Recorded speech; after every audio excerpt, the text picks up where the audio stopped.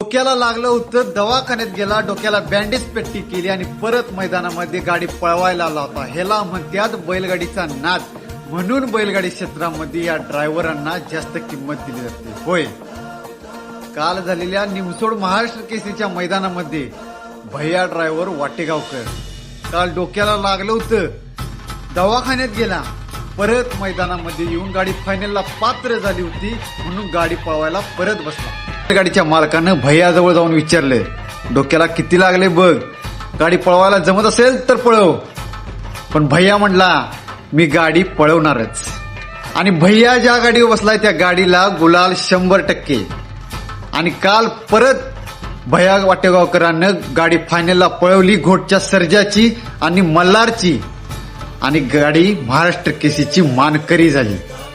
म्हणून या बैलगाडी क्षेत्रामध्ये ड्रायव्हरला जास्त किंमत दिली जाते. अहो, ही गाडी पळवणं म्हणजे आयऱ्यागाऱ्याचं काम नव्हतं. गाडी थांबवणं म्हणजे बैलगाडी ड्रायव्हराच्या मनगटामध्ये ताकद असावी लागते.